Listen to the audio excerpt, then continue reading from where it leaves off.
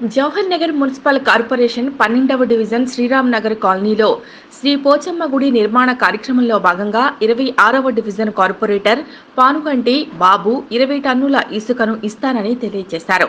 అలాగే మాజీ సర్పంచ్ శంకర్ గౌడ్ గుడి నిర్మాణం కోసం 5,000 రూపాయలు ఇచ్చారు. ఈ సందర్భంగా శంకర్ గౌడ్ మాట్లాడుతూ పోచమ్మ తల్లి దీవెనలు జవహర్ నగర్ ప్రజలందరిపై ఉండాలి అని, జవహర్ నగర్ ప్రజలందరూ పోచమ్మ దీవెనలతో సకాలంలో వర్షాలు కురవాలి అని, తద్వారా జవహర్ నగర్ ఆకుపచ్చ జవహర్ నగర్గా మారాలి అని కోరుకున్నారు. భక్తిభావం గొప్పదని, భక్తిని అందరూ అలవర్చుకోవాలని ఈ సందర్భంగా శంకర్ గౌడ్ తెలియజేశారు.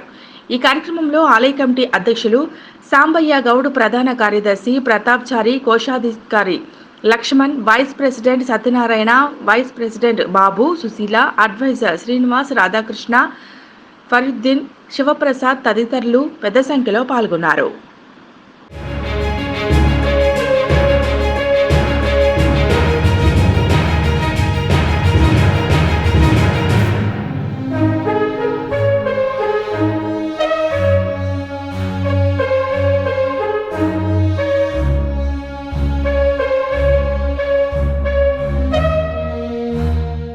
జవహర్ నగర్ మున్సిపల్ కార్పొరేషన్ 12వ డివిజన్ శ్రీరామ్ నగర్ కాలనీలో శ్రీ పోచమ్మ గుడి నిర్మాణ కార్యక్రమంలో భాగంగా 26వ డివిజన్ కార్పొరేటర్ పానుగంటి బాబు 20 టన్నుల ఇసుకను ఇస్తానని తెలియజేశారు.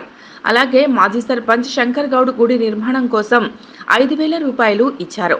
ఈ సందర్భంగా శంకర్ గౌడ్ మాట్లాడుతూ పోచమ్మ తల్లి దీవెనలు జవహర్ నగర్ ప్రజలందరిపై ఉండాలి అని, జవహర్ నగర్ ప్రజలందరూ పోచమ్మ దీవెనలతో సకాలంలో వర్షాలు కురవాలి అని, తద్వారా జవహర్ నగర్ ఆకుపచ్చ జవహర్ నగర్గా మారాలి అని కోరుకున్నారు. భక్తిభావం గొప్పదని, భక్తిని అందరూ అలవర్చుకోవాలని ఈ సందర్భంగా శంకర్ గౌడ్ తెలియజేశారు.